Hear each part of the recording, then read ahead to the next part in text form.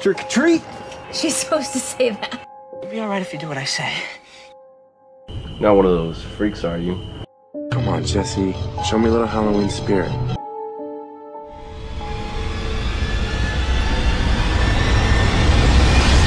You know, it's Halloween. I guess everyone's entitled to one good scare, huh?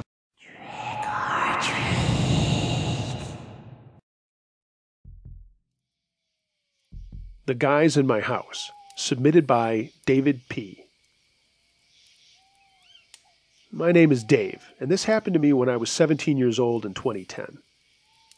I lived in a suburb of Indianapolis with my parents, and I was an only child as my sister was killed in a car accident when I was only 3. I guess losing a kid put the kibosh on my parents having more.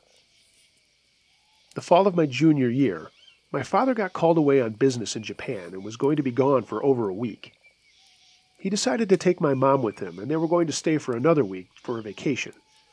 I'm not sure if this was a litmus test for me or what, but when they told me their plans, they sat me down and asked if I thought I was mature enough to stay home alone, to not throw any parties, get to school on time, not do all the crazy shit kids sometimes do when left unsupervised. I was a good kid with good grades and involved in a ton of stuff at school, sports, band, you name it. So they knew I wasn't going to blow all that stuff off, and with the nature of my father's business, he was a buyer and seller of rare antiquities, by the way, Indiana Jones without all the danger and adventure.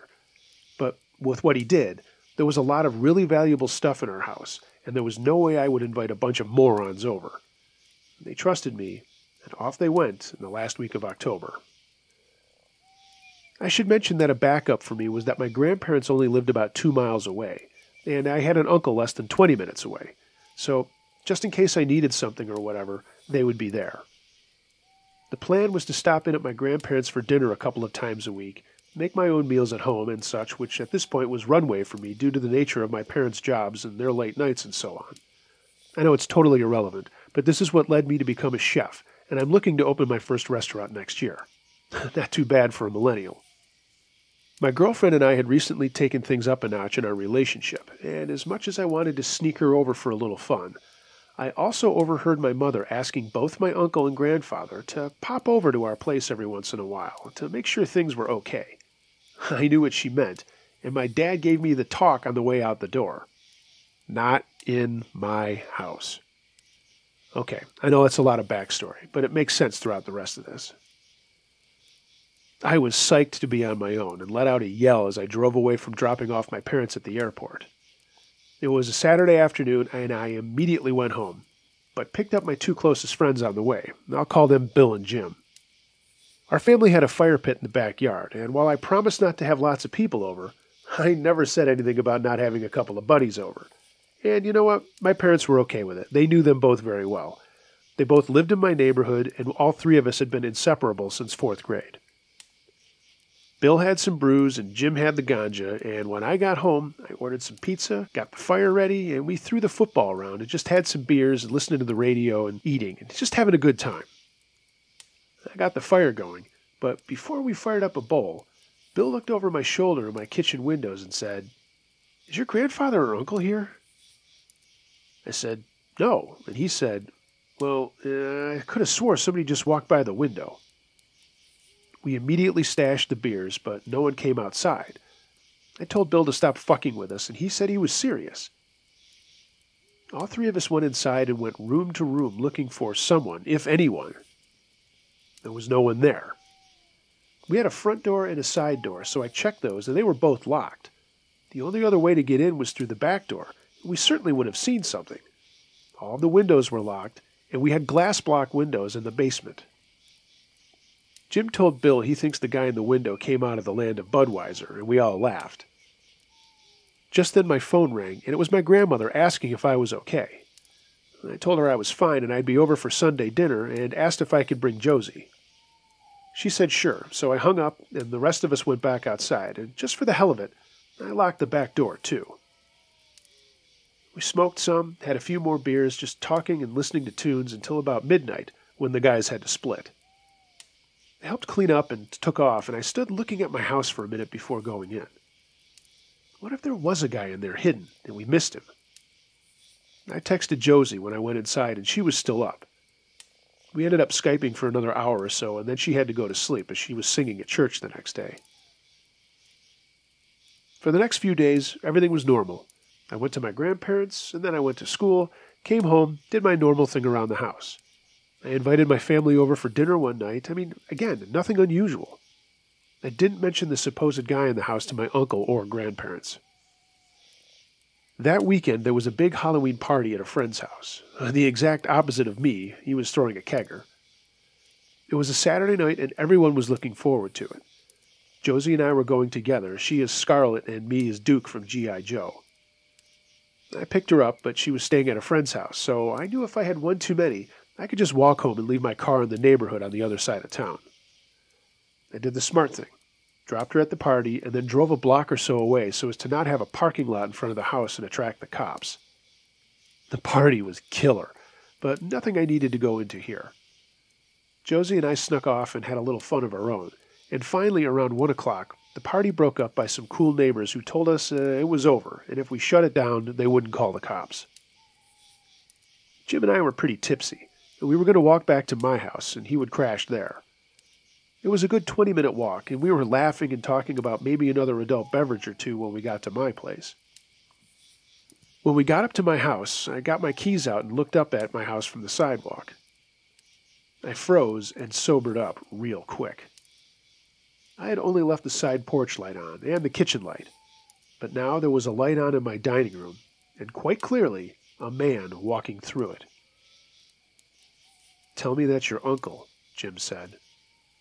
I shook my head. Just then, another light came on upstairs, and I could see the shadow of someone else moving around up there. That light went out, then one in my room went on. Same thing. I called my grandfather and blurted out a story that was probably so jumbled he didn't get it all at first. He said to calm down, call 911, and he'd be over, and he was going to call my uncle too. I did call the cops, but the wait was going to be longer than usual. It was, after all, Halloween, and they had their hands full with other stuff. They just told me to stay outside and wait for them. Jim and I just stood on the sidewalk watching the lights go on, now in the hallway, and then the stairs going back down to the living room, and finally both men were standing in the dining room. They were both very dark, and we couldn't make out any features on them. I mean, they literally looked like shadows. I told Jim to stay right there, and when that light went out, I ran to the backyard where I could see the side door and the back door from my driveway. No one came out of either. My grandfather pulled up, and I gave him the skinny on what had just happened and how no one had left the house. The police arrived about 10 minutes later and asked me for the keys. 2 officers went in and walked around for a bit after I shut off the alarm. They came out, checked the locks and outside windows for signs of a break-in. There weren't any. They asked me who was home, who had access, and I told them the whole story about being home by myself, and no one other than my grandfather or uncle could get in. Only they knew the alarm code and had keys outside of my immediate family. They told me to come back in while they made some calls on their radios, and I almost shit.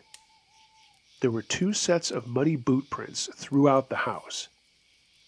I did a quick check, but it didn't look like anything had been taken. My dad's safe was fine, my mom's closet full of jewelry was untouched, nothing in my stash was missing, so I got my parents on Skype as it was now about 3 in the afternoon Japan time. They spoke with the officers, and I walked around and showed them what the house looked like.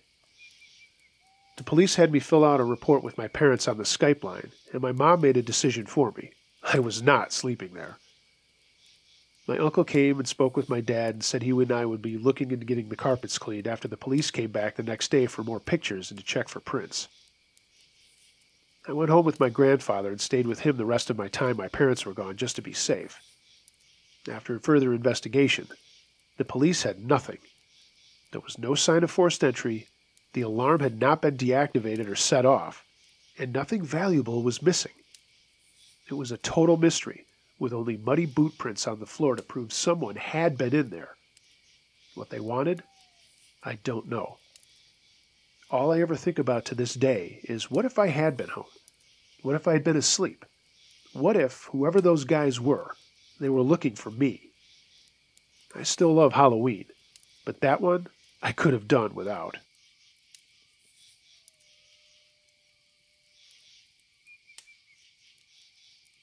Canada Creeps, submitted by Carolyn.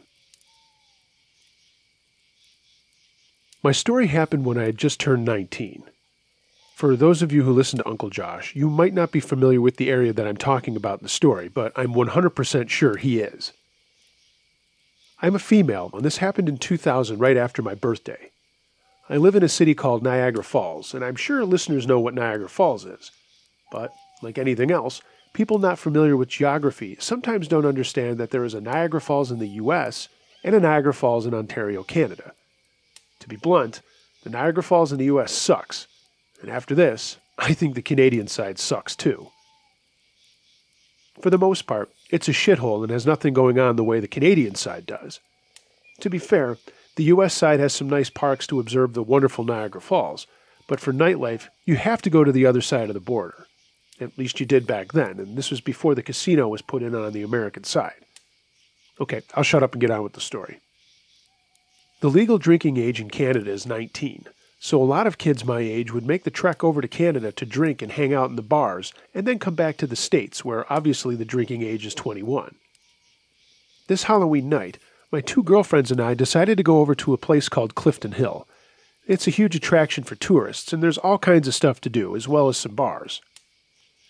We didn't go there first. We went to a strip club and hung out there for a little bit, watching all of the Meat Machine guys do their thing. It's silly, I know, but I also think it's a coming-of-age thing for everyone to do, male or female. Anyway, I should be completely clear that we parked on the U.S. border and walked across the Rainbow Bridge, which goes over the Niagara River between the two cities. It's easier to walk across, well, at least it was back then, rather than risk getting busted in a vehicle full of drunk people by customs. For those of you who don't know what going across an international border is like, those guys can be real pricks. We make our way to Clifton Hill and decide to head into one of the bars. It was a dance club and was packed to the gills. I mean, it was Halloween night after all. If anybody's been up there, the place was called Rumors and it's long been since shut down. People were dressed up in costumes and also lots of people who weren't, but that didn't really matter because the place was just full to the brim with people. My friend Jenny went to get us some beers, as getting to the bar looked like it was going to be a complete pain in the ass. So my other friend Terry and I kind of hung out on the edge of the dance floor and bar area. Right away, we knew that we were in the eyes of a guy who was treating this place like his personal meat market. We actually were watching him walk up to other girls or women and try to put his moves on. At first it was funny because we watched all of the reactions of the females totally rebuffing this guy. Before Jenny could get back with our beers, he spied us and came over and started to do what we knew he was going to do. Total schlock, and we were not biting on the worm at the end of his fishing pole. Pardon my crude reference. This guy would not leave us alone. And finally, Jenny came back with our beers, so we walked away as best we could to just enjoy them and the healthy buzz we had from the earlier drinking in the evening. There were some cute guys by the window of the bar, so we kind of made our way over to them, and we noticed that they were not accompanied by other girls.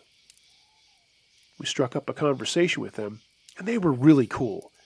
They were also from the U.S. and had basically done the same thing that we did because they were also 19 years old.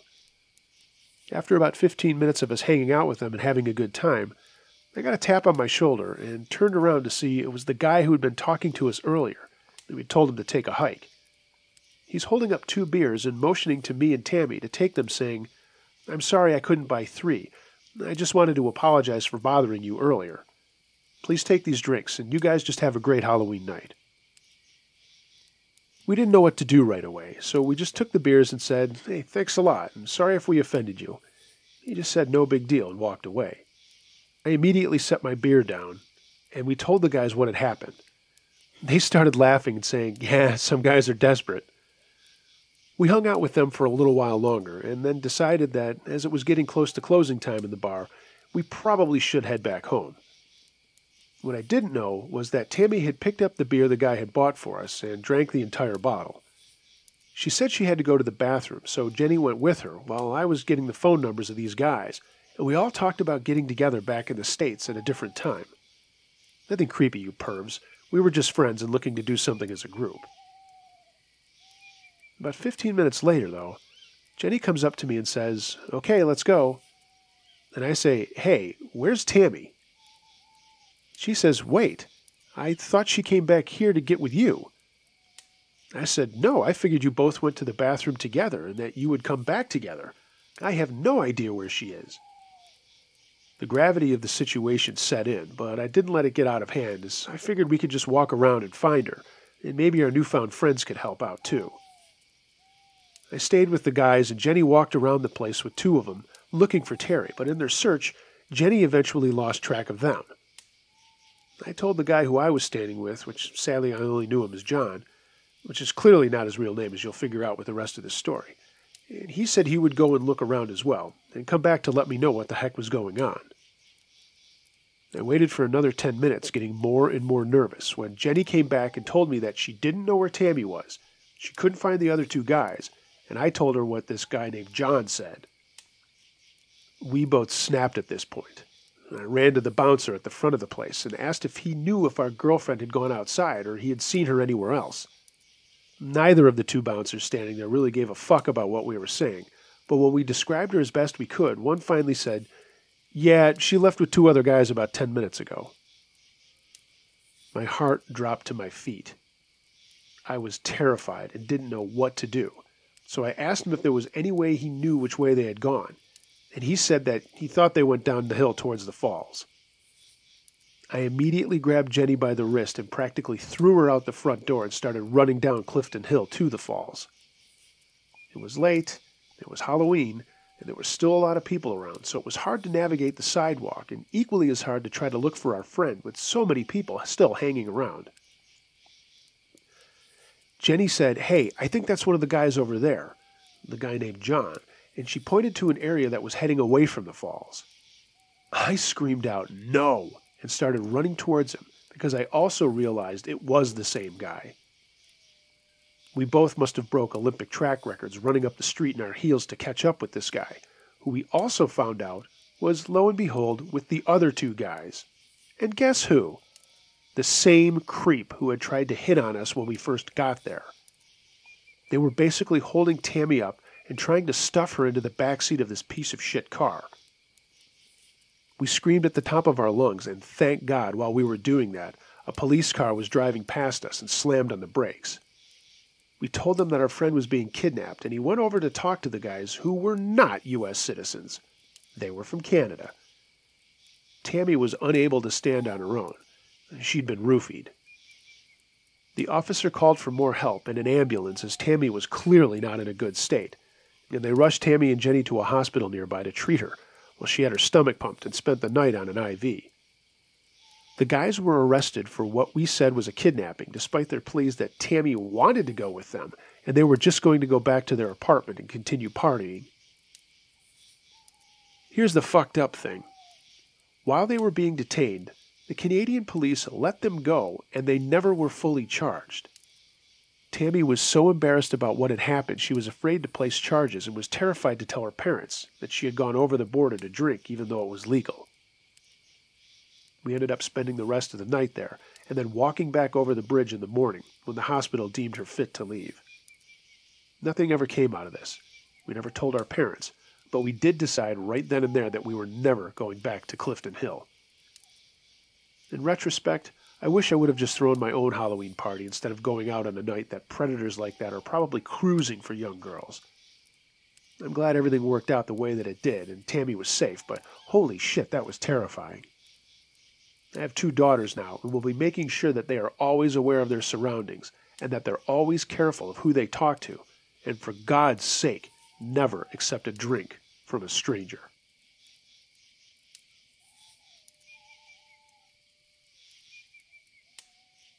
Cemetery GhostFace by H. Portalstar. My ghost story occurred a few days before Halloween of 2010, on October 26th, and my family and I decided that it would be fun to visit a local family cemetery that had looked to have been abandoned for a long time, just to do a fun ghost hunt to get in the mood for Halloween. We arrived at the cemetery during that night, right off a Bird's Eye Hollow road, a heavily wooded dirt road.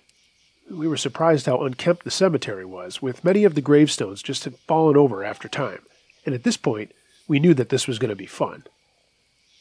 So, we started our ghost hunt.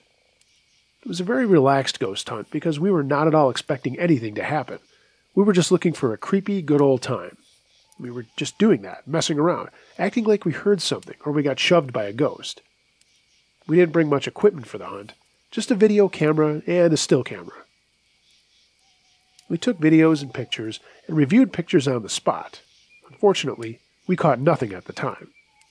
Nothing at all caught our attention on this ghost hunt, but we did succeed on getting that creepy feel during Halloween time.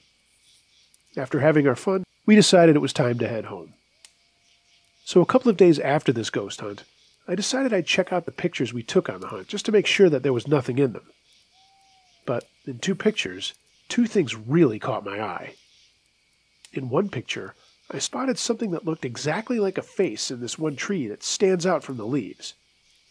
At first, I looked to see if it was a leaf, but it was just way too big, and the color of it was different from the other ones. So I zoomed in on the picture, and you can clearly see all the features of a face, like eyebrows, eyes, mouth, chin, and nose, in the exact spot where they should be, and the entire thing is shaped like a face. I was shocked to see this because it completely stood out to me as a face, and it's way too coincidental to be a leaf in my opinion. In another picture, I spotted something very strange about it, which makes it very unique, I believe. It might sound crazy, but I noticed that one of the small gravestones was actually see-through. I have no idea how this is possible, but I could clearly see that the gravestone is almost invisible, and I could see behind the gravestone, and I could see the leaves behind it. I'm asking myself the same thing you guys probably are. How is it possible that there is a gravestone ghost? I have no idea, but it's there. It's unexplainable to me. Other than paranormal, the only thing I can think of is that maybe something in the camera flash made the gravestone turn out that way. But then you would think that all the gravestones would be that way. So I have no idea. After seeing these two pictures, I showed them to my family to get their take on them, and they agreed with me that they saw the face and the see-through gravestone, and they had no real explanation for the pictures. Them being skeptics, it was a real eye-opener to them to see this. I'm hoping that someday I will find out for sure if these pictures show paranormal entities.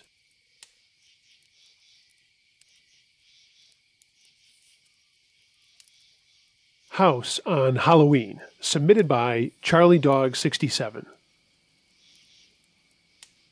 This story climaxed on Halloween of 1987, but there's a little bit of backstory that I need to get to. Back in the late 80s, I was working construction for a company in my hometown of Pueblo, Colorado. I had graduated in 1985 and wasn't sure what I wanted to do with my life after getting my associate's degree in 1987 from a local community college. The plan was to start there and then move on to a 4-year school, but I'd been working this construction job all the way through and living at home to save money. Honestly, I was dreaming of the West Coast and finding the one that got away from me after high school. She was at USC Berkeley and probably long over me, but such are the dreams of youths. After I got my degree, I started working full-time for my boss, who was a great guy, God rest his soul. He passed just last year. Back then, he was a workhorse and demanded his guys bust their ass, and bust our ass we did. He was tough but fair, and I liked working for him. That summer, 2 of the guys quit, and my boss, I'll call him Ron, pulled me aside from a new build site we were working on. He asked me if I was planning on going back to school in the fall, or would I consider staying on with him. I knew the predicament he was in, and we sat on the tailgate of my '85 Chevy CK my dad helped me buy after high school. We were just sitting there, and being honest, I didn't have a plan for the fall and told him so. Ron said he needed a guy like me, a dependable worker who showed up on time, stayed late, and picked up extra hours on the weekends when projects were close to running over. Right then, he offered me double my pay, and for a rough carpenter, $14 an hour was unheard of back then. For shits and giggles, I looked it up on Google and saw that it was the equivalent of about $32 per hour today. Not too bad for a 20-year-old kid. I said I'd think about it, and he said, time and a half for extra hours up to 20 more a week. That made me think right then and there. After taxes, I'd be clearing close to $3,000 a month. My boss's business was booming, and he wanted me on as a foreman, not just a laborer. He had plans to hire more crew and expand even more. Well, what could I say? Even if it was just for another year, shit, how could I say no? I told him we had a deal, and he smiled. He said, stick around afterwards, we'll have a beer. And we did. And then I went home to tell my folks, who were at first disappointed about my decision. But when I told them about the money I'd be able to save, well, they smiled and came around to my way of thinking. So I worked my ass off, 12 or 13-hour days, saving money, thinking of the future, and helping Ron evaluate greenhorns on the crew. That was fun too, showing new guys how things were done. I became friends with a guy I'll call Pete, who came from out of town to live with his aunt. So the summer went on.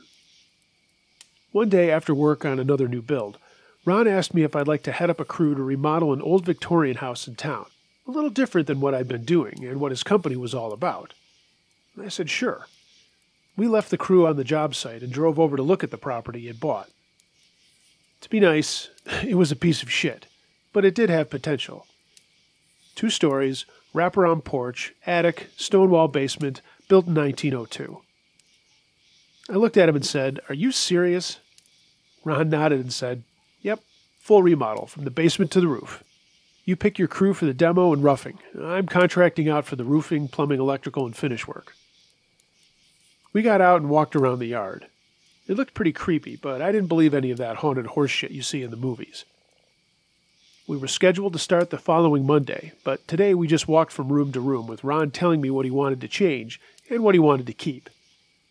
I remember it was hot as hell in there, and I took off my ball cap and set it down on a kitchen counter as we walked around. When we left, I forgot about it. Ron gave me the combo for the lockbox, and I didn't know it, but this was the start of some pretty creepy shit. I know I've been rambling, but what I've written so far will come back in the story, I assure you. It's not just about weird stuff that happened, but it was about trust and things that went wrong. As I mentioned, I didn't believe in ghosts or the paranormal, but I knew as we were pulling away from the house, I just felt like something was off there. Something wasn't right, but I couldn't put my finger on it. When we got back to the other job site, I realized I'd left my hat at the house and just thought, well, I'll go back out there after work to get it. So at quitting time, I called over Pete, Tony, and Kent and told them what we were going to be doing starting next week. They were agreeing to it, and then Pete said he needed a ride home, so I told him to hop in my truck, but I had to make a quick stop to get my hat. We drove down the street to the end where the house was, and we both went inside after unlocking the door. I went straight to the kitchen, but my hat wasn't there. Pete asked if I was sure I left it there, and I said yeah. So we both walked around the house looking for it, and Pete went onto the second floor and into the bathroom and said, "Hey, is this it?" I went up, and there, in the toilet, was my hat. How the hell did it get there, I thought. I picked it up, and thank God it was just water. I just shook my head and we left for home. The next day I told Ron about it, and he laughed but said he had no idea how that happened. It was Friday, and I didn't plan on getting any extra hours that weekend, so I spent it figuring out what I was going to do with my life over many, many beers in the local taverns, just having a good time. Monday morning came, and I got to the house early before the rest of the crew. It was a dreary day in October, cloudy, still hot as hell, and looking like it would storm, which was not the norm. I put my lunch pail down in the front room and decided this would be where we would put up our shop area. I walked around the house and heard someone downstairs yell up to me, so I said, "Yo, I'll be right down," and made my way down the stairs.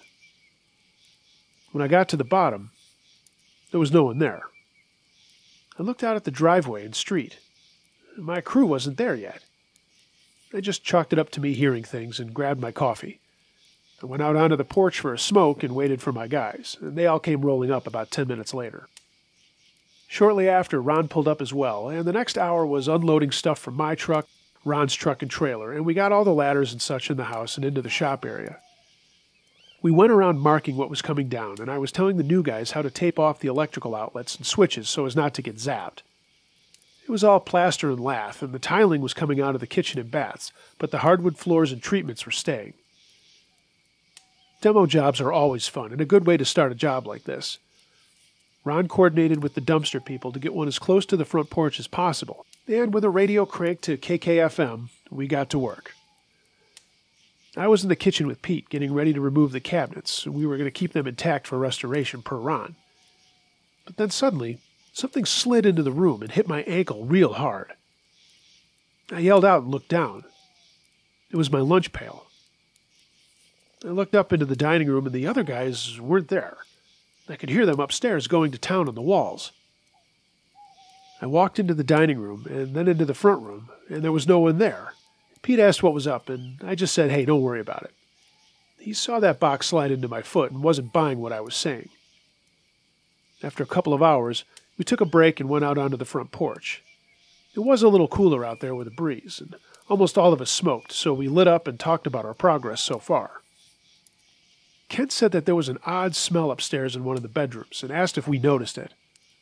I hadn't before. The place just smelled old. He said, no, man, it's rank. Tony agreed, and I said I'd check it out. So we just sat there bullshitting for a bit about baseball and women before we got back to work. Pete and I carefully got all of the upper cabinets out of the kitchen and out the back door into the unattached garage when a few raindrops fell and we could hear thunder. There were a couple of flashes of lightning, and everything got darker with the storm coming. So we quickly got back inside the house as the rain started falling, and I went upstairs after telling Pete to start prying up the countertops. Right away at the top of the stairs, the smell hit me, like rotten hot garbage and dead animals. One time, my dog rolled in the carcass of a dead deer, and it stank like that. Holy shit, I said. What is that? I pulled my shirt over my nose, but it didn't help. It's worse than before, said Kent. Well, why didn't you guys say anything? I asked. He said he didn't want me to think they were pussies. Keep in mind, both Kent and Tony were about 6 or 7 years older than me, just new to the crew. I said, okay, get all this shit out of here and maybe it'll go away. We began shoveling plaster and lath into garbage cans and hauling it down to the dumpster. That seemed to help. When all 3 rooms upstairs were stripped to studs and outer walls, the smell started to fade, and I called for lunch. We were overdue, but I wanted that stuff out of the house. As we were heading down the staircase, I looked into the master bedroom and saw something on the wall. It looked like it had been burned there into the wood. It was the word witch, and I went over to it. It was burned into the wall, like with a wood-burning tool or a soldering iron. I asked the guys if they had noticed it, and they said no, so I just shrugged it off and let it go. It was going to be covered with insulation fairly soon anyway. Nothing else weird happened for a couple of days until Tony and I went into the basement to repoint some places of the stone walls of the foundation. There was a dirt floor at the bottom of the steps and kind of cold down there.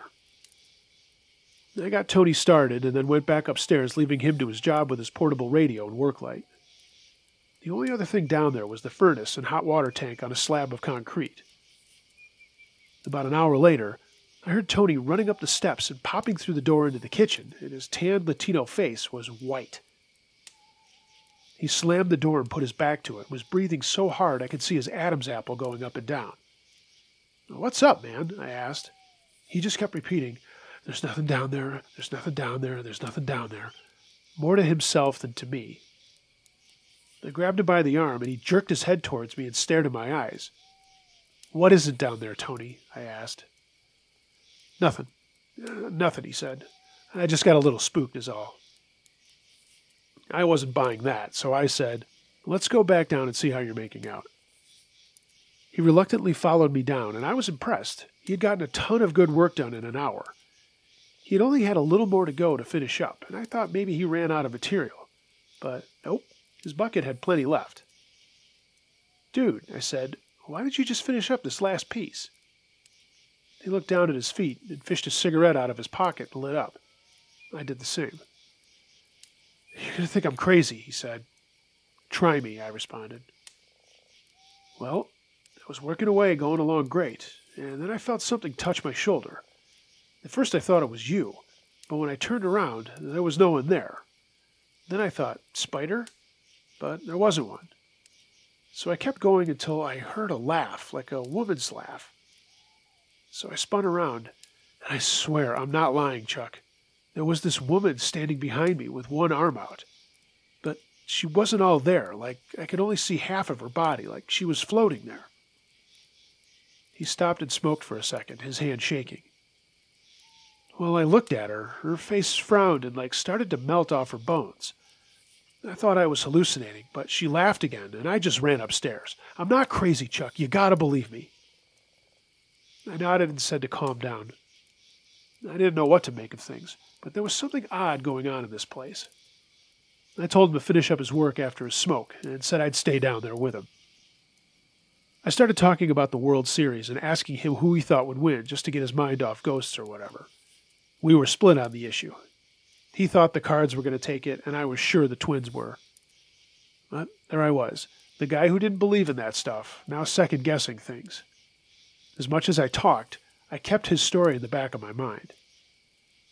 Tony finished up after a while, and I called for break time. We went upstairs, and he asked me to not tell the other guys what he had seen or what he thought he saw. I said okay. Later that day, we got a shipment of studs and sheetrock for some bathroom and kitchen updates, and we were also going to build a mudroom between the house and garage. Ron stopped by to see how we were doing, and I walked him through the finished demo and Tony's work in the basement. He saw the witch word on the wall and asked about it. I just shook my head and asked him why he bought this place. Cheap and easy investment, Chuck. The place was practically free. That gave me pause and made me think. Ron slapped me on the back and said he had to go, but he'd be back the next day. He wanted the sheetrock up in the upstairs bathroom done for a new shower and tub, and he wanted it done ASAP. I got Pete and Kent on that while Tony and I went out and started measuring and chalking lines for the mudroom. I figured he needed to be outside for a bit. Before we left for that day, I checked on the bathroom work, and those guys did a great job. I was feeling really good about this, me being in charge, despite all the weird things that had happened. The next day, I got there early and sat on the porch with my coffee and a smoke before going inside and figuring out what to get tackled that day. I went upstairs and looked in the bathroom and stopped dead in my tracks. The sheetrock the guys had hung had huge gashes in it from top to bottom, like someone took 5 screwdrivers all together and dragged them down all at once, like a hand. The grooves were so deep, the panels would have to be replaced. Mudding over them would have been pointless. My mind raced. What kind of animal could do this? I mean, there was no way a coyote could get in, and there was no way a coyote could have done that anyway. I ran around the house. All of the windows were secure and intact, and I used the lockbox to get the key this morning. Just then, Ron pulled up, and I said, "Boss, you need to see this."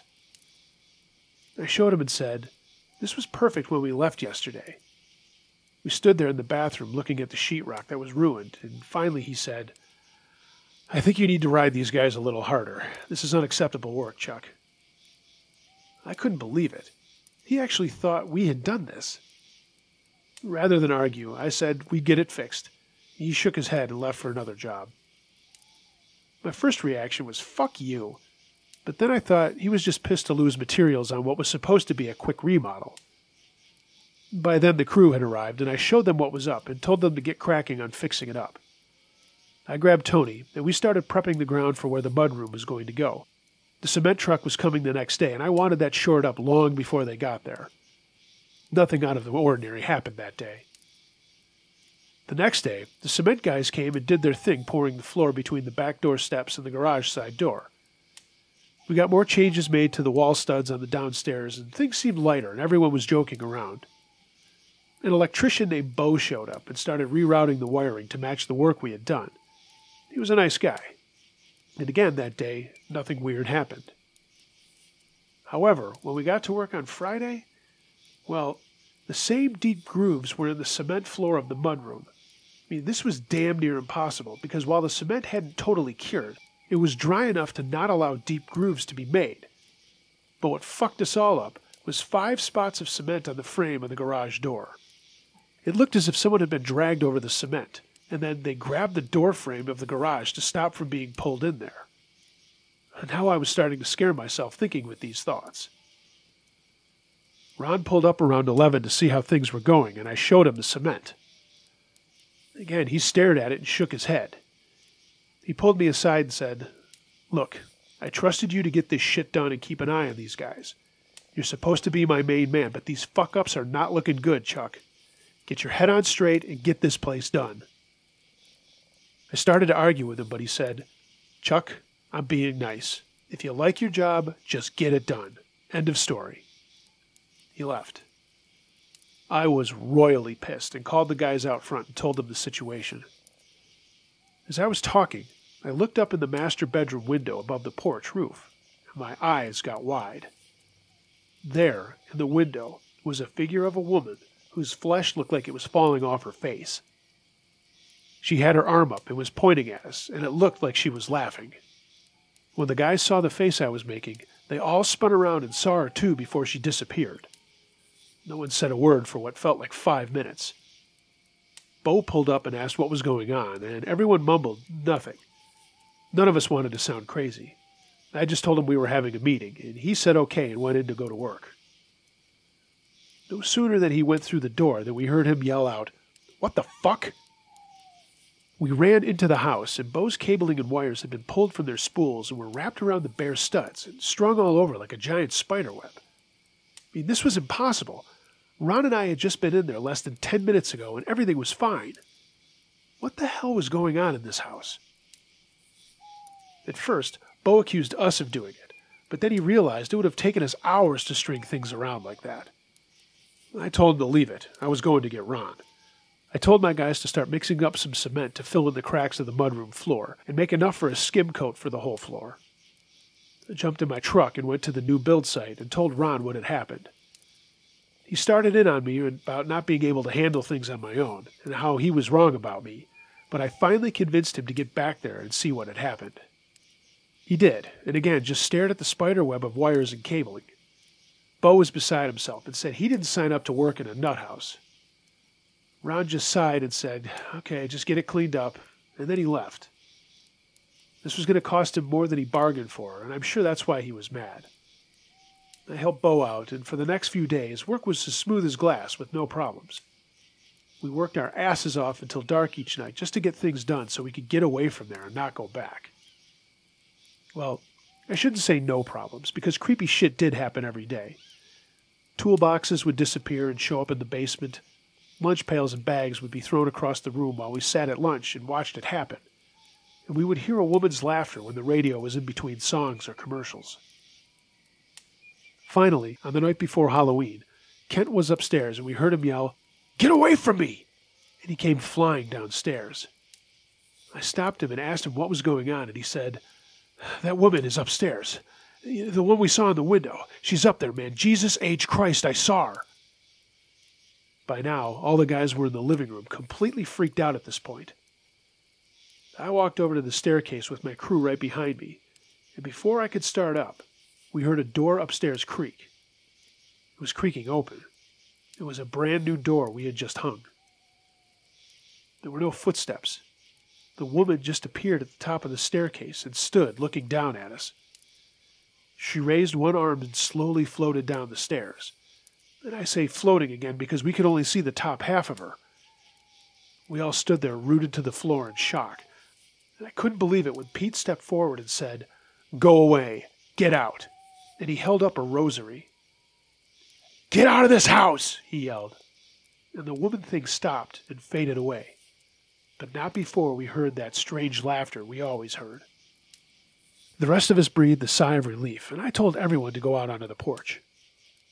Everyone had a cigarette, and I grabbed my clipboard with my notes and day-to-day stuff that needed to be done. While the rest of the guys were talking about what had just happened, I was making a list for each man on the crew. I got their attention and spelled it out. I gave them each assignments and said I wanted them done by the end of the day, ghost or no ghost. I decided right then and there that this job was going to be finished the next day, and that was all there was to it. We needed to get it done and get the hell out of there. We all had another smoke, and they started working like crazy people, which, at this point, I think we all were a little crazy. At dusk, I locked up and said, "Tomorrow's the last day we're here. Get here early. We'll finish up, get everything cleaned up for the finish guys, and then it's their fucking problem. Beers are on me if we finish early." So that's what we did. We did some odds and ends, swept up, shoveled up, got all of our equipment out of the house by 2, and Ron stopped out to see how we were doing. He was very happy with what he saw and had the guys start loading up our gear. He pulled me aside and said he was happy with how I handled things. Then he said something odd. He said every time that he came out here, he had this strange feeling of tension, like something was trying to convince him that I wasn't doing my job and that I was trying to wreck his plans for the house. I just looked at him and shrugged. By 3, everything was loaded up and we all stood outside. Ron looked at us and said, "Take the rest of the day off, fellas." I told them we were all going for some beers, and we got into our vehicles and left. More than one toast was made over some darts and beer, and we all started to laugh about how crazy that shit was. And did we really see all the things we thought we saw? It was Halloween, and all I wanted to do was go home, shower, have dinner, and then pass out candy while getting drunk. And that's exactly what I did. The phone rang early the next morning. It was Ron. Sometime before midnight, a fire of unknown origin broke out in that messed up house, and by the time the fire department got there, the house was too far gone to be saved. It would be weeks before the fire inspector made his final report that said what had started the fire was unknown, and his investigation was inconclusive. He could rule out what hadn't started the blaze, but for the life of him couldn't say what had. He found no evidence of combustibles. We hadn't left any. No evidence of faulty wiring. Everything had been inspected to a T. No evidence of mishandling a cigarette, lighter, or matches. The place simply burned down. Ron got his money back from insurance, but it was never brought up again. I stayed on the crew for another year before going back to school and getting a degree in architecture eventually. I knew how to build them. Now I wanted to design them. I ran into Ron about a year before he passed away. I was home visiting family and friends from my new home in Oregon. It was Thanksgiving Eve, and we were at a local watering hole. He brought up the house, and I told him everything that we had seen and experienced. It was the first time I'd ever told him. He just shook his head and said, "Well, I guess that's why the place was so cheap." I suppose the realtor lady was telling the truth about it being haunted. My jaw dropped, and he just nodded and said, "Hell, maybe I should have told you that before you took the job." "Yeah, Ron, maybe you should have."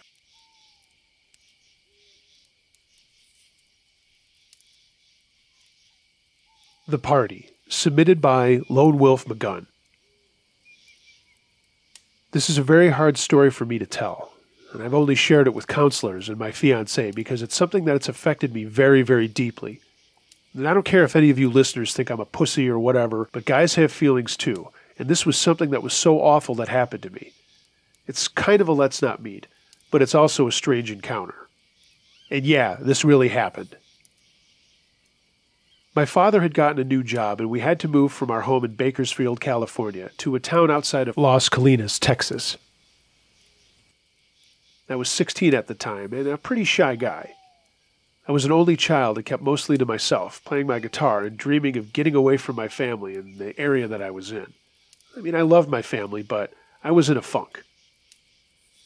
I didn't have a lot of friends in Bakersfield, and had none in the town we moved to. We moved during the summer, and there weren't a lot of kids in the neighborhood that we lived in. It was mostly older people. So I really didn't have a chance to make any new friends, if I could at all. School started, and I was a junior. We all had assigned lockers, and on my first day, as I was opening up my locker, a girl came over to me and said, "Hi, my name's Samantha. What's yours?"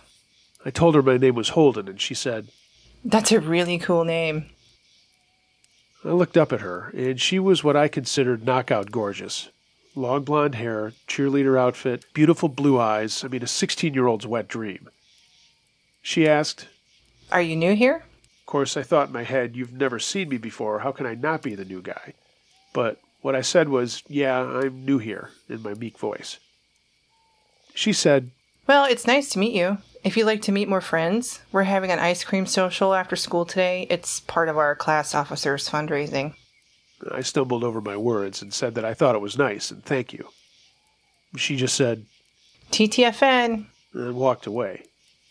I got to admit, I was pretty happy and thought maybe this move wasn't going to be so bad after all. I did all of my classes, and I'm sure half the time staring down at my shoes, not making eye contact with anyone, and being the shy person that I was. But I was determined to go to this ice cream party, not only to see her, but to force myself to maybe make some friends for once in my life. I did go to the ice cream social and saw her. She said, "How do you like our school so far?" I probably blushed and made a whole bunch of stupid small talk with her, but inside I was feeling better about myself for actually talking to someone. Some guys in football jerseys came over and started talking to me and were making me feel really comfortable. Two of the guys, I'll call Mitch and Bill, were really nice to me and were telling me that I was too late to join the team, but it would be awesome if I came to the games. I left the party feeling really great and went home, and my parents even noticed that I was a little different. My mom said that I looked very happy for a change, and when my dad got home from work, he said that he was proud of me for going to the party and stepping out of my comfort zone. Now, fast forward a little bit for the next month and a half. School was fine. I didn't make any more friends, really, but I quickly found out that the people that I had made friends with were the cool kid club.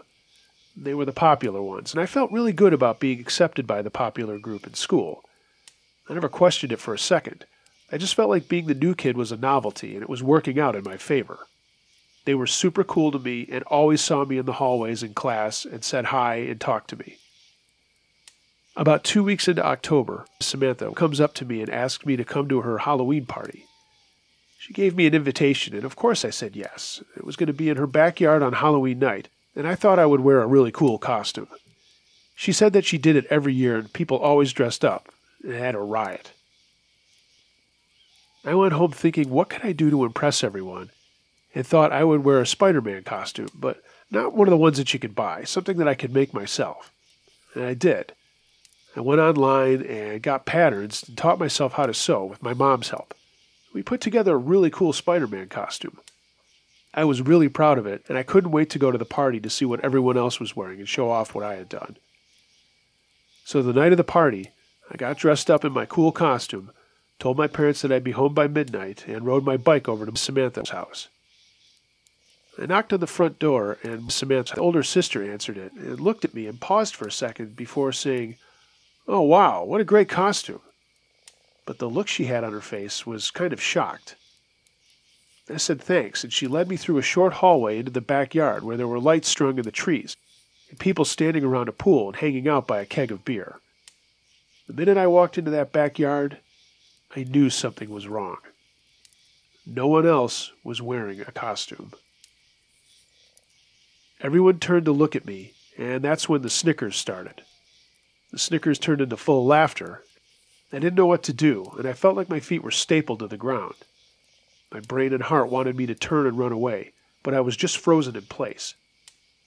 Samantha came up to me and said, "Oh my God, you are too cute, you dork. I can't believe you actually dressed up." I looked at her with tears welling up in my eyes and just said to her, "You told me this was a costume party." She had this really evil grin on her face. At that point, I knew I had been had. I wasn't a popular new kid. I was the butt of a joke, like fucking Carrie in that movie. Mitch and Bill came over with two other guys, and before I knew it, they'd grabbed me by my arms and legs and threw me in the pool. Everybody was laughing, and I was trying to get out, but every time I tried to, they'd push me back in with their feet and just kept laughing. Finally, I got out, soaking wet, on the verge of a breakdown, and stumbled towards the front yard to just get on my bike and go home. I did get to the front yard, got on my bike, but before I could even move a couple of feet, I was knocked off, suddenly being punched and kicked while lying on the ground. All I could hear were voices saying, "You stupid faggot," and other comments about how I was gay and how stupid I was. Someone even picked up my bike and threw it in the street and broke off part of the handlebar. After what I thought was an eternity, what was probably only a minute or two, the kicking and punching and stuff stopped, and I lay on the grass at this point, bawling like a 4-year-old. I was humiliated, I had just had my ass kicked, and now I didn't even know how I was going to get home. After a bit, I got up, got to my bike, and figured out that I could ride it home if I was careful enough. That ride was one of the longest of my entire life. I could barely see where I was going because of the tears in my eyes, and I had never felt like this before. I mean, I felt bad, but not like this. I even considered not going home. I didn't want to show up in front of my parents totally embarrassed like this. But eventually I got there, immediately went into the bathroom, took a shower, changed, and went to my room. I didn't want to go to school. I didn't want to leave the house. I felt like the biggest piece of shit on the planet. Already shy and now completely devastated by a group of the biggest bullies I had ever met in my life. Not one of those people ever talked to me again, but I did get the glances and the laughs in the hallways and in the classrooms. The good side of it is, though, my chemistry teacher noticed how awful I looked every day from lack of sleep, just being terrified to go to school. He was a great guy, Mr. Sadler. He was a dorky-looking guy, but really big, and I don't mean fat, I mean muscular. He ran the fitness center at our school and told me that I should come after school to work out. A lot of the kids at school made fun of him and called him Birdman because of his nose and the glasses he wore, but this dude was a regular Hulk Hogan. Truth is, people did make fun of him, and I think that's why he realized what was going on with me. They never messed around when he was around, though. I'd heard stories about him literally picking up students by the collar and belt and throwing them out of his classroom, smashing them into the lockers. He always got away with it. No one ever said a word, and that was kind of part of the legend of Mr. Sadler. I started going to the fitness center and worked out and got through a lot of my problems, all under the eyes of this guy who was probably the only person who was nice to me at this new school. Eventually, I became a bodybuilder and competed even in my senior year and through college. I got over my fear of people and made some really great friends when I did go to college, and now I'm a successful entrepreneur right now with my own business. This has been very hard for me to tell, but it was an unbelievably scary Halloween for me back when I was 16 years old. I thought I would share it if you would have it in your heart to share it with your listeners.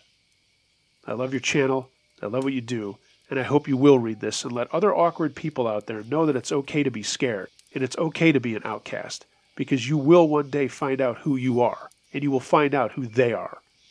You will find a way to be successful despite the challenges and bad people in your life. Happy Halloween, everybody.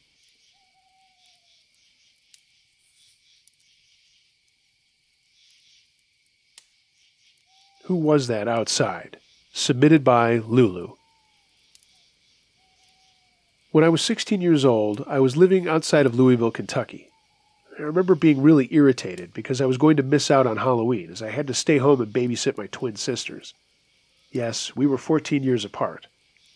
I used to tease them that they were whoops babies, but that wasn't the case at all. I don't mean to pick on them as I love them very much, and I love them now. But when you're 16, you want to be out with your friends. The last thing you want to do is sit there watching them. But that's what I did as my parents went out someplace and weren't planning on being back until midnight. I figured I would stay up the entire time playing video games or chatting with my friends that I could get a hold of. So I was doing just that and having a funny text conversation with one of my girlfriends about some guys that we liked. And I heard a thump at the front of my house. This was about 10:15 and trick-or-treating was long over and all of the lights were off at our house. So I went to the front to see if it was just a car door shutting or something. And what do I see on the sidewalk in front of my house? Some guy or girl, I didn't know at the time, just standing there staring at my house with one of those scream masks on. They had the robes and the dark pants and everything. And at first it freaked me out. But then I thought, oh, it's got to be one of my friends. So I opened the front door and yelled out, "Yeah, real scary." Whoever it was just turned and walked up the street under a streetlight and then walked away. Then I lost track of whoever it was. I thought, okay, that was odd, but it had to be one of my friends. I just shook my head, shut the door, and continued texting with my friend. I told her what had happened, and she named 2 or 3 guys that she was sure it had to have been. About 20 minutes later, the same thing happens, except now this time I was already in my front living room, so I just stood up to see the person kind of walking down the driveway, then taking up a position on the sidewalk staring at the house. Same scream mask, and I was convinced it was the same person. Once again, I opened the door and yelled out, "Real funny, don't you need to be home with your mama?" I laughed and shut the door. So still texting, I went back to the kitchen to get a snack and looked out the window above my sink into the backyard. Through the darkness, I could see someone standing there too. So I went over to our back door to our deck and turned the floodlights on. This time I did scream out loud, because there was someone in the backyard, wearing overalls and the Jason hockey mask. For whatever reason, I shut the lights off, texted my friend that there was somebody in the backyard now, and she just wrote back, "LOL, it has to be Barry and Todd. They're the only guys we know that would do this."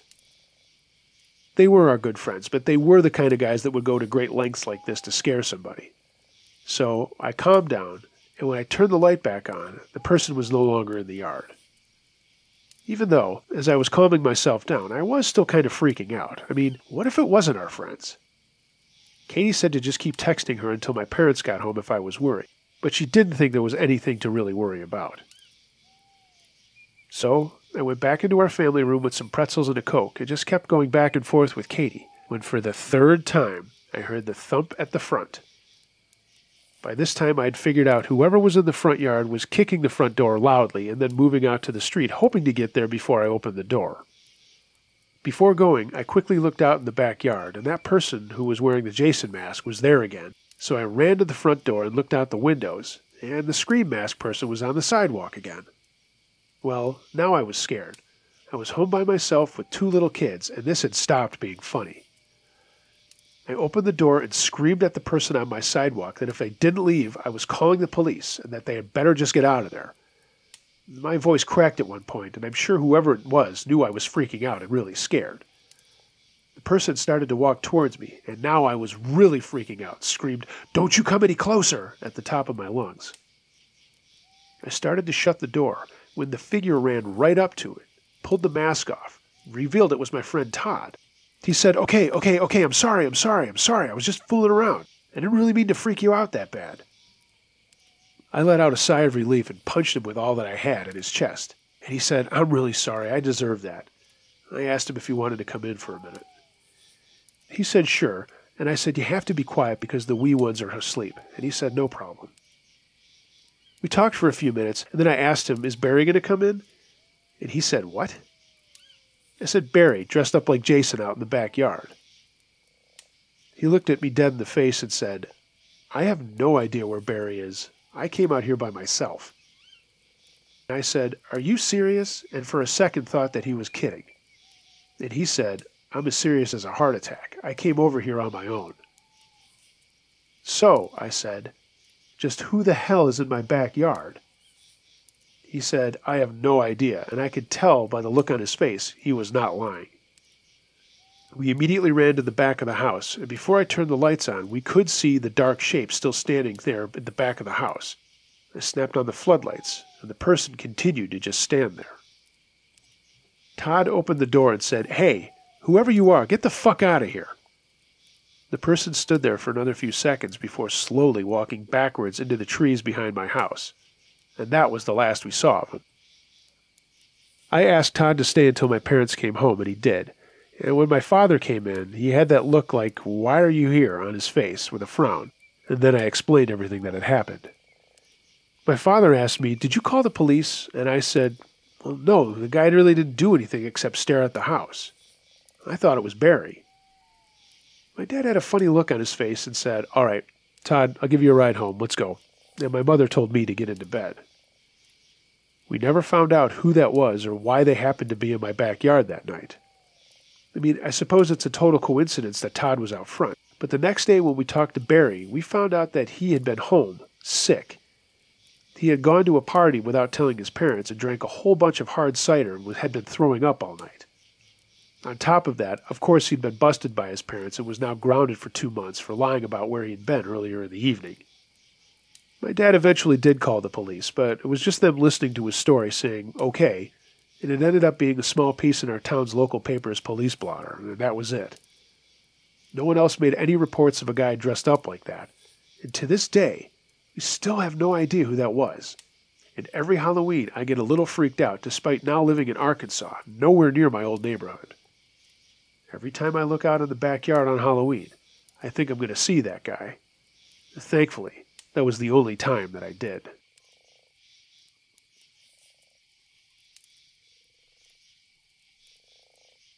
Smashing Pumpkins, submitted by Foxy Brown. I'm going by Foxy for this story, but you better believe that's not my real name. All of the names in this, including the town, have been changed, and you'll see why pretty fast. I grew up in the suburbs of a town in New York State. That I won't change. It was basically a town that was 99% white in the 80s, with just a couple of African Americans and maybe a couple of Asian kids. I was one of 2 black girls, and there were just 3 other black guys in my high school, one being my older brother. And this was in a school of about 3,200 students. No one ever harassed me or was outwardly racist that I saw, but something did happen on one Halloween night. And I will say this too. It wasn't any kids from school, but an older man who should have known better. I had some friends who lived in the city about 10 miles away, and I invited them to come out to my neighborhood to trick-or-treat. We were all 15, and I'm sure some would say we were too old to be out getting candy and dressing up. But I sure do see a lot of people my age now wearing costumes and going to parties and dance clubs. Guess more than a few never outgrow Halloween. I never told my daughter no. Nobody should ever give up the fun of their childhood because someone else thinks they should. But I digress. So, 3 of my girlfriends and one of Cher's boyfriends, I'll call him Mike, came out for dinner. My other girlfriends I'll call Junie and Tish. Those are close enough, but still far enough from their real names. We all dressed up in our costumes, excited to run around and have some fun, and we're going to come back to my house to watch scary movies afterwards. If you're a child of the 80s, you remember no one except the really small kids went out in the daylight hours. We all waited until it got dark. Our parents didn't go with us, and not everyone had a flashlight or whatever. You just walked the neighborhoods and scored candy and had a few laughs. We were all out going door to door and giggling, and I'm running into some of my friends from school, and we'd stop to look at each other's costumes and talk. It was a great time. We were about 6 blocks from my house, and we'd hit most of the side streets, so we decided to head back, when suddenly this car comes screeching up the street behind us and slams on the brakes right as it pulls up. There are 2 people in the car, a middle-aged dad at the wheel and a 20-something-year-old guy in the passenger seat. The dad gets out and starts yelling at us over the roof of his car about how we smashed the pumpkins on his porch steps. We just stood looking at him, and Mike piped up, "We didn't smash anyone's pumpkins. We were just out getting candy." The guy yells that his son saw us and knew it was us because you're N-words, not from around here. He then says he called the police and they're on their way. We knew we were innocent, but this guy started to come around the front of the car telling us to stay right where we were. I looked at my friends and just quietly said, "Run back to my house." We all took off running, and the guy yelled after us to stop. We could hear the car squeal the tires as he was coming after us. I knew we were in trouble, even though we weren't really in trouble. But my house was a straight shot down 6 blocks and then 3 houses to the left. I told everyone to split up and run between houses, but never thought that through. My girlfriends knew right where I lived, but Mike didn't. We took off left and right, but Mike kept running straight. Then later he said he didn't want to get lost in a strange neighborhood and only remembered my street name. Cher was with me, and Junie and Tish ran across the street into a backyard, and both of our groups made our way back to my street and house. But when we got there was no sign of Mike. I ran to get my father and older brother, and was screaming that something happened to him. They both jumped up from watching TV and asked what was going on, and all I could say is, "We lost Mike." My dad put his running shoes on and told me to stay put, and he and my brother went out to look for Mike. It didn't take long to find him. He was laying on the grass next to the straight street that led to my street, and he was barely conscious. Some people from the houses right around there were coming out to see what had happened, and as we later found out, they had all heard a thud and then squealing of tires. Mike was bleeding from his mouth, but otherwise no one could tell what was wrong. My dad told another guy who had come out to call the police, please, and get an ambulance. And just then a police car pulled up and told everyone to stand back. He looked at Mike, yelled into his radio to send an ambulance, and Mike was rushed to the hospital with my dad, and we called his parents. He was bleeding internally from a massive blow to his side. It was a blow that hit him so hard it knocked off one of his sneakers, and he landed on the side of the street on the grass about 12 feet away from where he was hit. It doesn't take a genius to figure out what happened. The guy in the car hit Mike and then took off. There were lots of questions for us, and at first none of us could really remember what the guy looked like or what kind of car he was driving. But Junie finally remembered it was a station wagon, and the driver was bald. To be honest, I didn't remember that at all. 2 days later, the man from the car was caught. He had brought his blue station wagon into shop for repairs, and the broken glass of his headlight matched broken glass that was retrieved at the scene. He was indeed bald, and lived on a street that we had not even been on that night. The story about the pumpkins was a total lie. He didn't even have any. It was something he made up to go after us N-words. As a matter of fact, at one point the guy said he just nudged Mike. He was trying to scare him. And the sick thing is that through all of the court proceedings, he never once said why he did it, other than his pumpkin story that his own son testified wasn't true. His son had actually jumped into the car as he had been watching his dad drink all afternoon, screaming about N-word quotas that were screwing up the country. The man denied all of this. By the time he was caught, it was impossible to prove that he was driving drunk on just his son's testimony. I do know this. He went to prison for quite a bit, and my brother knew the son. The kid disowned his father and moved to New Mexico. Mike pulled through okay with cracked ribs and a fractured femur, and all four of us are still friends to this day. Listen, I know there's a lot of yelling and screaming about race in this country of ours, and I think some of it is legit and some of it's not. All I know is, that night in my quiet neighborhood, it got pretty scary pretty quick.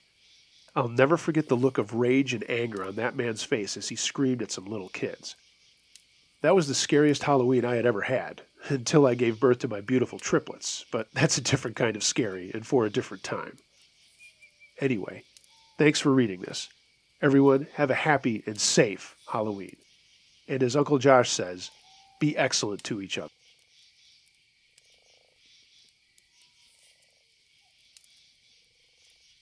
Haunted House, submitted by Warm Water Lover. When I was a kid, there was a guy on our block that made these elaborate displays on his front yard at Halloween. He would start working on these things in the summer and start assembling them at the end of September. I mean, he went all out every year with different themes and different stuff. They were always over-the-top scary, with sounds, lights, and things that would pop up when you walked by. I mean, the whole 9 yards. It was really cool, and people would drive from out of town to see what he put up every year. I lived on a street over from him and would often walk by with my dog to see what he was putting together before everything was up. Kind of a sneak preview. At night, he would always put sheets over everything so people wouldn't ruin the surprise, and as far as I know, not even stupid vandals ever violated his covering up of the displays. I do remember he got in trouble one year because he had a mannequin hanging from a noose in his tree in his front yard, and someone thought it was real, but the police made him take it down and told him that it was a little too much. We all actually thought it was pretty funny.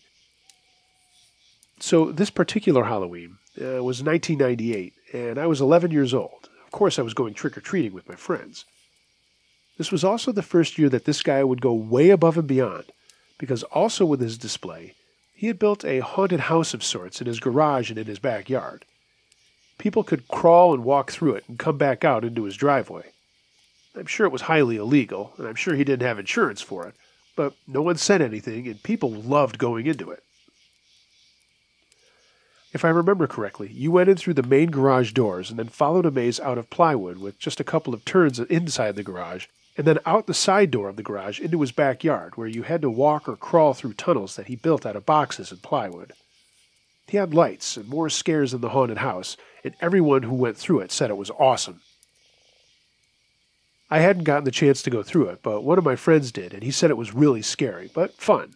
So I was determined to go through as soon as I could, which turned out to be Halloween night.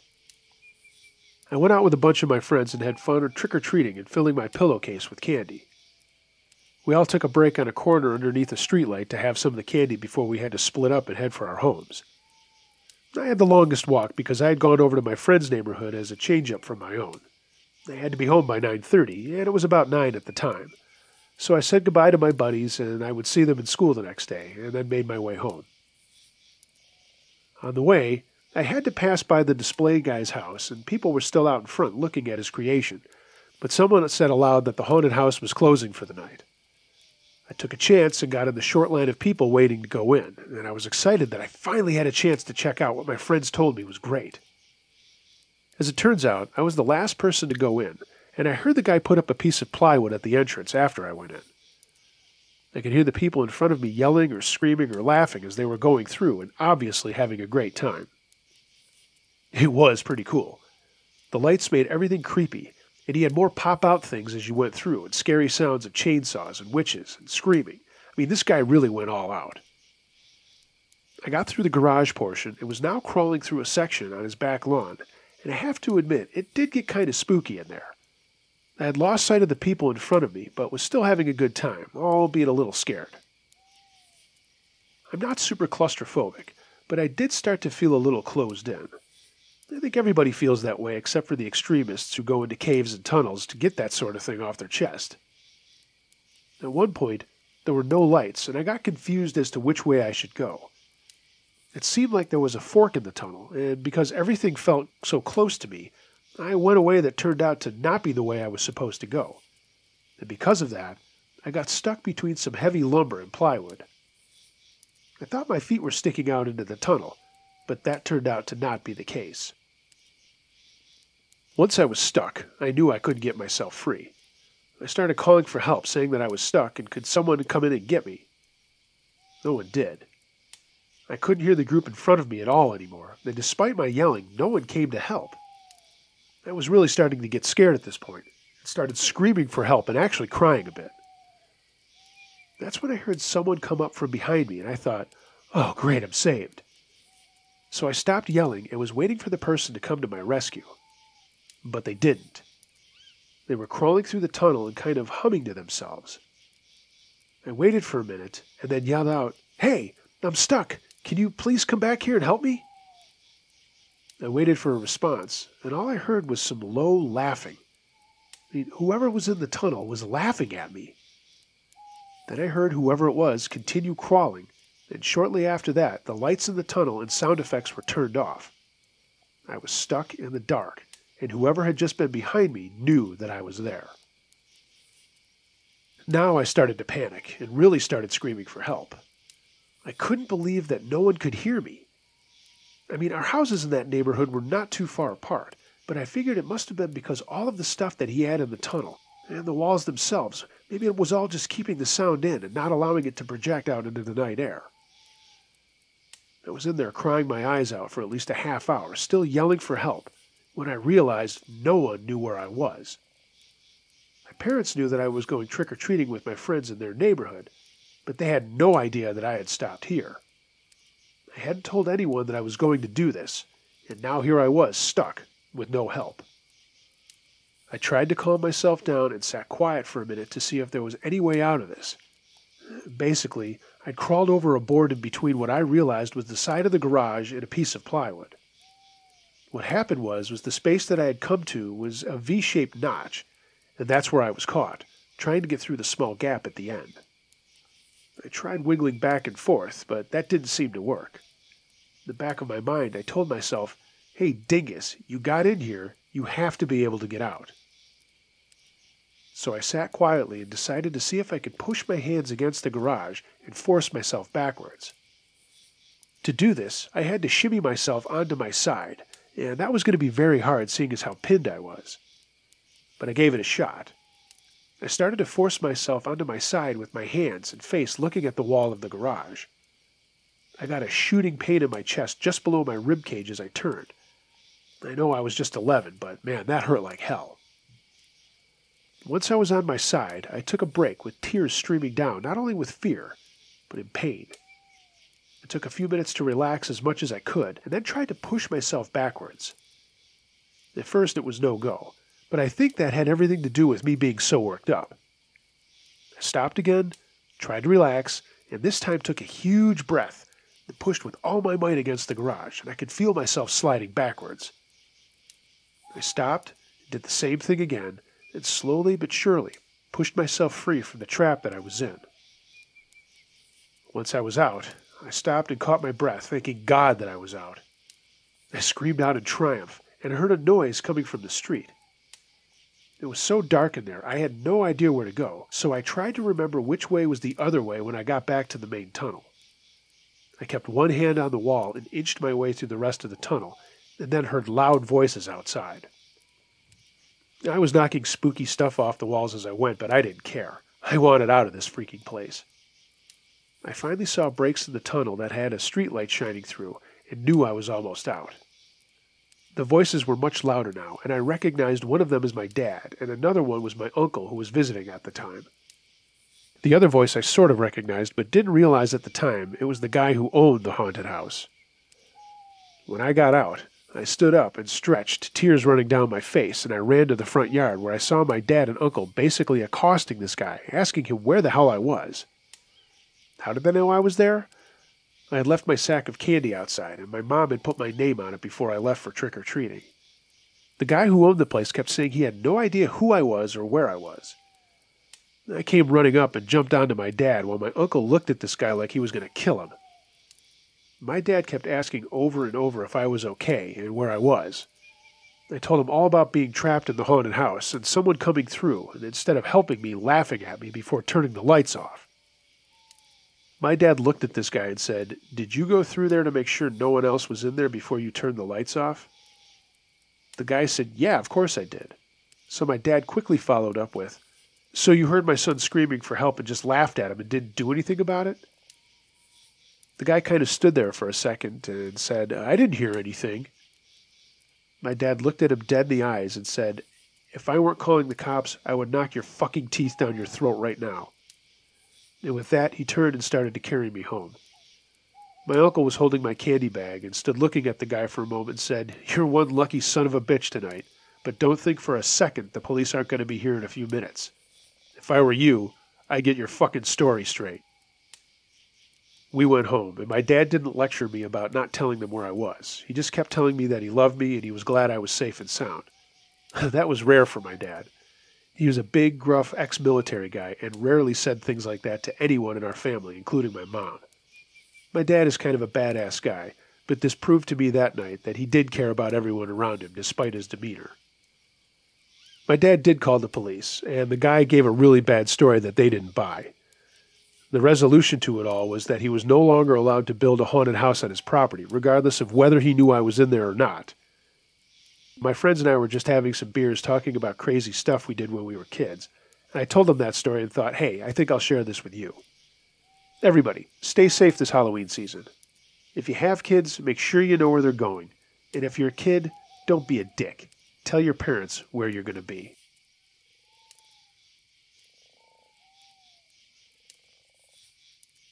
The People in the Tunnel, submitted by Anderson. My name is Andy, and this happened to me and my friends on Halloween of 1989.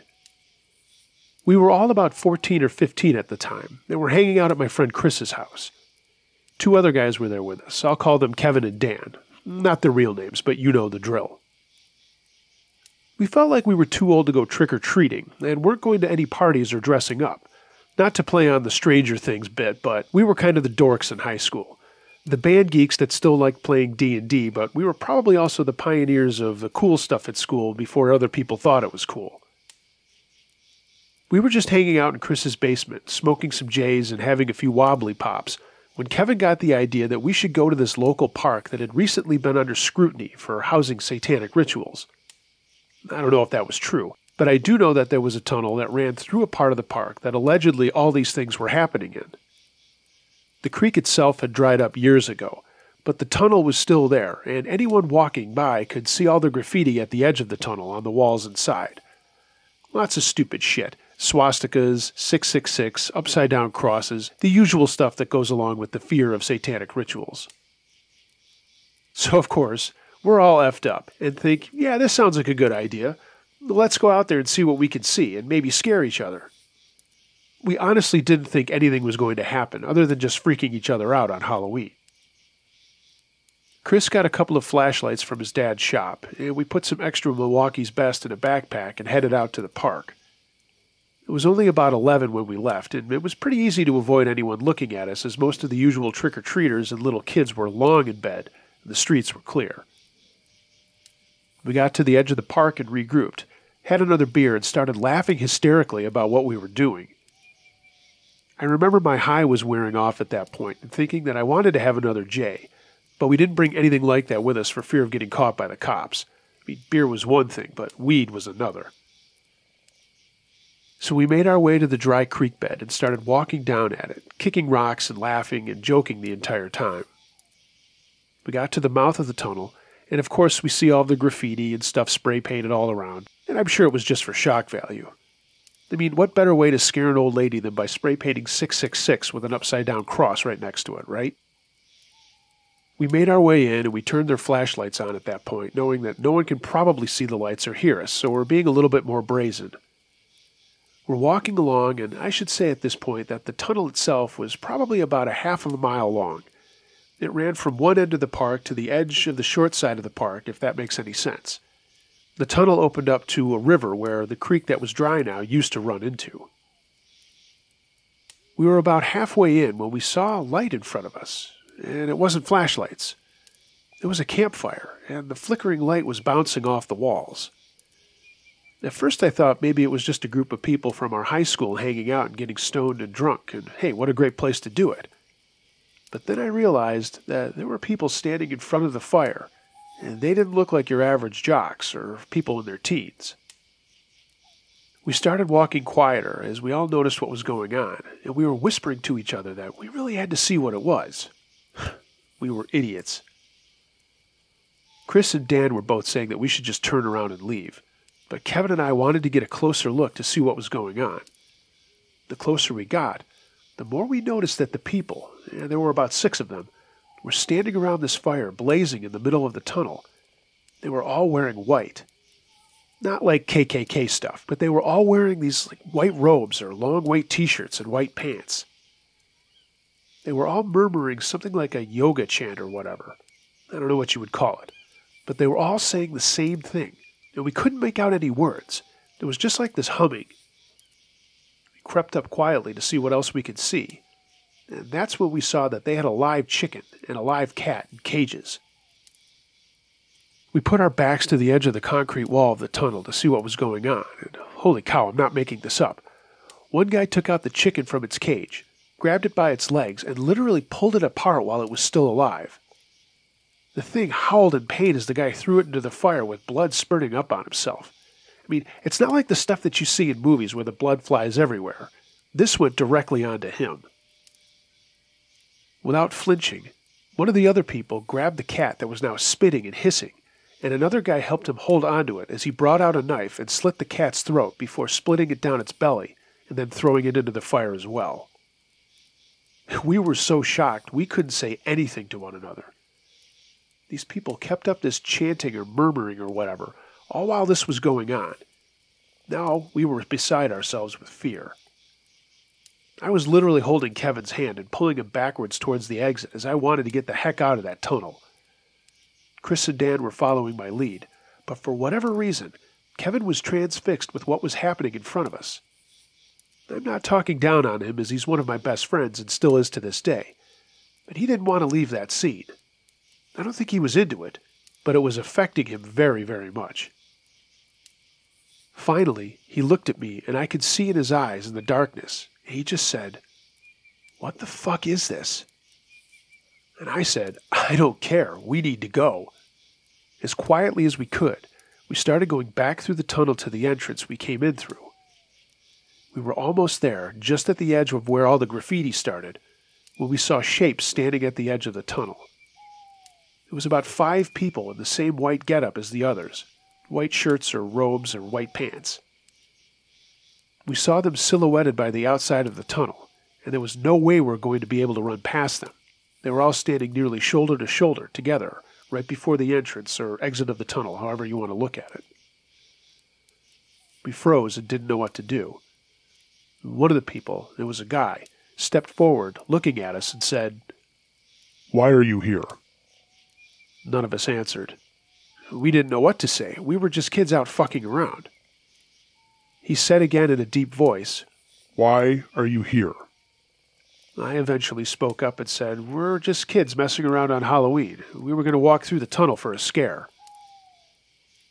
The guy paused for a bit and then said, "Well, are you scared?" We didn't know what to do, so meekly I just said, "Yeah, it's kind of dark and creepy in there. We didn't even get halfway through before we got spooked, and now we're just trying to go home." The guy just stood there and said nothing, and finally stepped back with his arms outstretched to his sides, and the people that were with him, 2 on each side, took steps to the edge of the concrete walls of the tunnel. Again in his deep voice, the guy said, "Well, I hope you weren't too scared," and motioned for us to leave. As terrified as we were, we walked quickly past these people, and I couldn't tell you to save my life what they looked like. I'm pretty sure my head and everybody else's was down looking at our feet as we left the tunnel. As we got to the edge and the fresh air from outside, we heard that deep voice say, Don't come back. If you are scared, you know what's right for you. As soon as we reached the outside, we booked it all the way to the edge of the park and then to the street Chris's house was on. We stopped at the edge of it under a streetlight, shaking, sweating, and totally scared. I sat down on a curb and cracked a beer, and everyone else followed suit. And we didn't talk for like 10 minutes. We just sat there nursing our beers, shaking and trying to calm down. Finally, Kevin said, "Should we tell anybody about what we just saw?" The others were in agreement with him. I wasn't and said, "I don't think we should tell anybody about it." From the edge of the light from the streetlight that we were sitting under, we heard that deep voice again saying, I don't think you should tell anybody about it either. We all turned around and saw a person in all white in the dark turn around and walk into the blackness outside of the streetlight. That was it for us. We jumped up, ran back to Chris's house, and all agreed that we weren't going to say anything to anybody. There was never any more reports of weird stuff happening in that park or in that tunnel. But I wonder if that's only because we stumbled onto something, and whoever it was in there realized that their secret meeting place for all the fucked up things they were doing was now known to someone else. Sadly, we lost Dan and Chris to the war in Iraq as they both served our country. But Kevin and I are still in contact, and every year around Halloween, we bring this up to one another. I told my wife the story, and I'm sure he told his family too, but I'm not sure if anyone actually believes us. I don't care. I know what we saw, and it was fucked up. One of the scariest nights I've ever had in my entire life.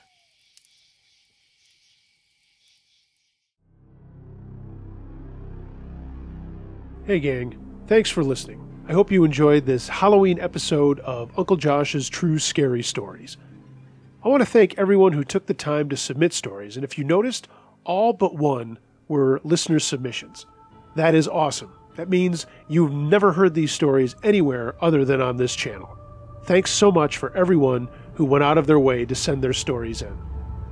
If you've got a scary story that you would like to hear narrated on this channel, email unclejoshtruescarystories@gmail.com. I read them all. And of course, find me on social media. All the links to that are in the description below. And if you care to, hey, like, share, and subscribe to this channel. You can also take it a step further and become a patron and get a couple of cool perks for as little as $1 a month. Go to truescarystories.net, click on the support button, and find out how you can help keep this channel ad-free. Everyone, be safe out there on this Halloween. And above all, be excellent to each other. I'll see you next time. And remember, be wary of things that go bump in the night.